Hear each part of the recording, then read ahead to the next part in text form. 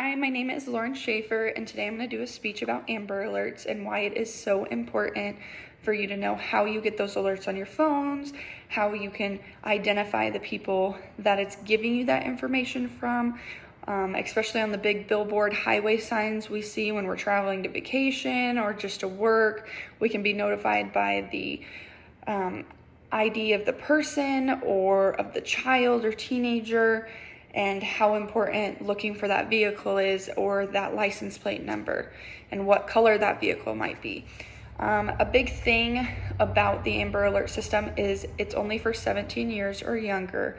However, when you go into the post office and you see all the missing person sheets and it discusses how old they are and they're over 17, that is where you're going to find most of that information than an Amber Alert system. So I found a quote off of a website, and it talks about what the law enforcement does. So the first thing that the law enforcement does is gets all the photos and information they can of the abductor and the child or teenager, and make it very known to everybody who might be out there going to the grocery store, going to vacation, going home from work, all those main things you would do in normal everyday life, so you can pay attention to the vehicle, what the person looks like, the child or the teenager. So the quote that I used is from the website maintained by the Federal Communicator Commission Office, titled Amber Alerts. Claims on their website, last updated January 10th of 2020, that Amber Alerts are only used by law enforcement for the most serious child abduction cases when authorities believe a child is close to danger of serious bodily injury or death. End quote. So they really make it more of a priority when they know the child or teenager is in serious bad health or injury or even death. And that is a big thing, because if you were in this situation and you're a worried family and you just want your nephew back, your niece, your own child back, knowing that there are millions of eyes around the world looking for this vehicle, the license plate number, the child or teenager, and even the abductor, it really puts ease to other people knowing that you are looking. And that's why it's so important for you to look too, because if you were in that situation, you would hope that somebody would take the 5 seconds to read that billboard highway sign, or even look at their phone when they get that alert and be like, okay, I really need to focus on this, because I could be saving a child's life or a teenager's life and helping a family who can't really do anything besides sit at home and be worried the entire time. So the big thing is you just need to be aware of your surroundings. Definitely at a grocery store, getting gas at night, you just never know when it could happen. And it can happen in a matter of seconds. It could happen in a matter of hours. It could happen in a matter of minutes. You just don't know when it could happen. You can be planning and being aware and know of your surroundings and situations, and it can still happen.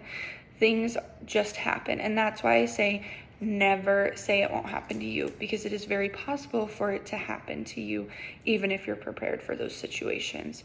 There is a system called the WEA system, which is the Wireless Emergency System, which goes to our phones if your phone carrier has this system, that which gives you those Amber Alerts that come on your phone or your Apple Watch and say, look for blah, blah, blah, this vehicle, license plate number, abductor, and child. Sometimes there's a picture with them, and it gives you most of that information to understand where you need to pay attention to, what you need to pay attention to, and when to pay attention to it.